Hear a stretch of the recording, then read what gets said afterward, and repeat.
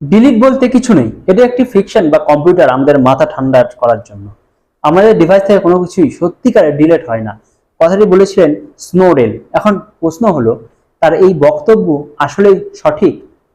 আমাদের সব private video ও সংবেদনশীল ডাটা কি সার্ভারে সংরক্ষিত অবস্থায় আছে? না, স্নোডেন মোটেই ভুল কিছু বলেননি। আপনি যখন কোনো কিছু ডিলিট করেন তখন এটি শুধু ইন্ডেক্স থেকে রিমুভ হয়ে যায়, কিন্তু আপনার অপারেটিং সিস্টেম আসল ফাইলটিকে ধ্বংস করে না, বরং শুধু ফাইল সিস্টেমে লেখা থাকে এই জায়গাটা এখন এমটি, নতুন কিছু লিখলে এখানে লেখা যাবে। অর্থাৎ ফাইল দিয়ে এখনো স্টোরেজে আগের মতোই পড়ে আছে, শুধু ইউজার ইন্টারফেস থেকে এটা সরিয়ে নেওয়া হয়েছে।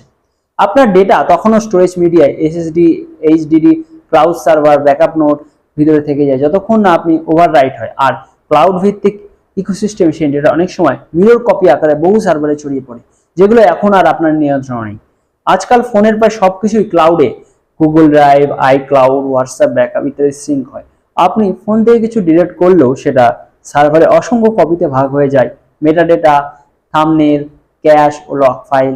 সোশ্যাল মিডিয়া ও ক্লাউড প্ল্যাটফর্মগুলো রেসিডেন্সিয়াল পলিসি অনুযায়ী ডিলিটেড ডাটা অনেক সময় মাস বা ইয়ার ধরে আর্কাইভ করে রাখে।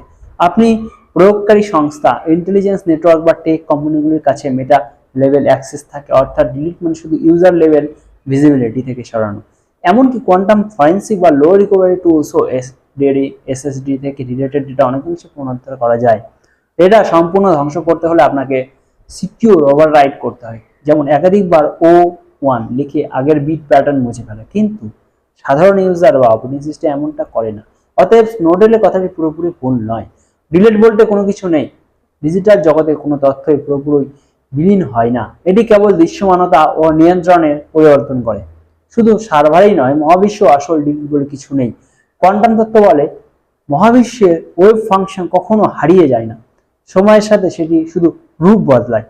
কথাগুলো ভেঙে যায়, গলে যায়, নতুন কণা হয়, কিন্তু তাদের তথ্য মুছে যায় না, কেবল ছদ্মবেশ নেয়। অর্থাৎ আপনি যাই করেন সেটি মহাবিশ্বের মেমোরিতে কোনো না কোনো রূপে চিরকাল থেকে যায়।